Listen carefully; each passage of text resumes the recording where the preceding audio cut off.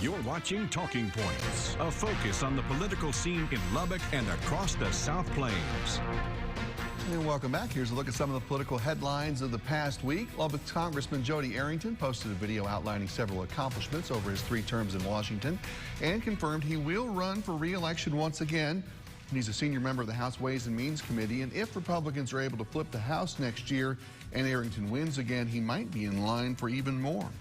A lot of speculation about City Councilman Steve Massengale running for mayor next May. Massengale says on social media he's put together an exploratory committee to look into that. We'll make a decision in the next few weeks, but it sure sounds like he's leaning that direction. And that's happening in large part because current Mayor Dan Pope has said he's not coming back from another term. There's been talk for years that Mayor Pope might have other political aspirations, but Pope told our friend Chad Hasty on KFYO this week he will not run for the open House District 84 seat or anything else in this next election cycle. Some random court filings, but no movement in Planned Parenthood's legal challenge of Lubbock's abortion ban. Of course, still waiting on a ruling for the state's new law, all probably because of a Supreme Court hearing this week on a Mississippi abortion case that a lot of pro-life watchers have been waiting for. We won't get a ruling on that until the summer, but another new Texas law went into effect last week. It continues the effort to make abortions harder to get here, and our Courtney Carpenter has more. The new law cuts the window in which doctors can prescribe abortion-inducing medication from 10 weeks of pregnancy down to 7. The new law also prohibits mailing the abortion-inducing drugs and requires an in-person examination and a follow-up visit. We expect that the FDA is going to be rolling back a lot of these common sense protocols on these dangerous drugs. It's important that Texas has those regulations strengthened so that we can make sure they're enforceable at the state level, and this bill will help us do that. On the other hand, Texas Democratic Party co-executive director Jamar Brown is calling on Congress to step in and pass legislation protecting what he feels is a basic health care right. It really endangers how women and pregnant people access health care in the state. I think that it's really a piece that we have to navigate around the continued attacks on abortion access and health care in the state. All of this abortion discussion is going on as the landmark decision of Roe versus Wade is facing its most serious challenge in decades. Listening to the justices and seeing how they've acted over the past year, I think there's a reasonably high probability that the Supreme Court in one way or another either overturns or modifies Roe v. Wade. A decision on that Supreme Court case is expected by June of next year. Jones says by then we will also likely know whether the Texas heartbeat bill will be deemed unconstitutional or not. Courtney Carpenter reporting. For Democrat Beto O'Rourke, what almost worked for him in that U.S. Senate race was traveling to every Texas county and just being present. So no surprise, he's taking the same route in his recently announced campaign for governor. Ahead of a scheduled December 14th stop here in very red Lubbock, KAMC Maggie Glenn talked to O'Rourke about his latest campaign for 5 good minutes.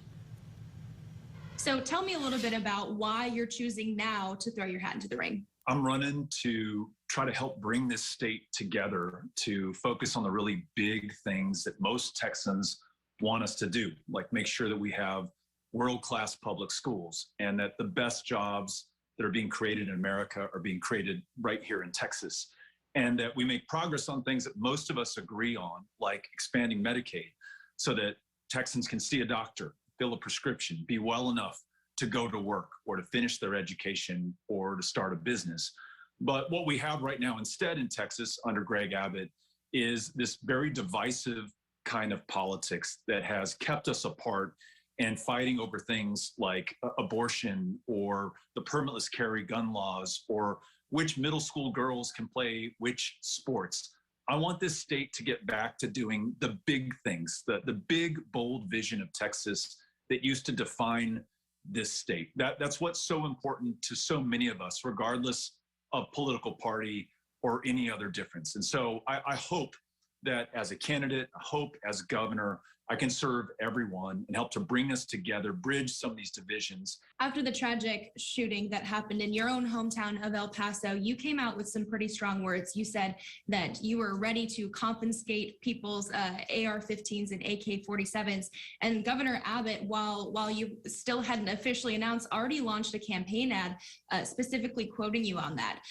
Have you changed how you feel about gun rights since then? Do you plan to change the rhetoric at all to appeal appeal to some more moderate voters, especially considering that the state just passed permitless carry? You know, like most Texans, I grew up in a household with guns. And I also grew up learning the responsibility of owning and using a firearm. It was my uncle, who was a sheriff's deputy, who first taught me how to shoot. I think most of us in this state agree that we shouldn't allow weapons of war to be on our streets and to see our fellow Texans shot up in Walmarts, in movie theaters, in schools, and in churches. I think most of us also agree that Greg Abbott's permitless carry law, which law enforcement in Texas asked him not to sign, which allows any Texan to carry a loaded gun in public, will make us less safe. That the number one responsibility of our governor and my number one focus will be keeping the people of Texas safe. We can protect the Second Amendment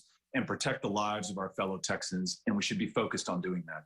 With losing your bid for Senate back in 2018 and then again for your presidential bid in 2019, why do you think you are the right candidate for Democrats for this specific office in Texas this time around? Look, I trust the people of Texas. When it really counts, we put our differences behind us and we get the job done. We saw that during the power grid failure when people knocked on their neighbors' doors, helped them to get water or food or heat or transportation. Given the challenges we have before us right now, I believe that if we go everywhere, listen to everyone, write nobody off, and take no one for granted, not only can we win this election, but together we can work as a state, not as Democrats and not as Republicans, but as Texans, to ensure that we create better jobs, focus on world-class public schools, and do things that most of us already agree on, like expand Medicaid so that all of us can see a doctor. I think those are the basic common values that we have as Texans. I'm going to speak to that, campaign on that, and work with my fellow Texans to make sure that we get that done.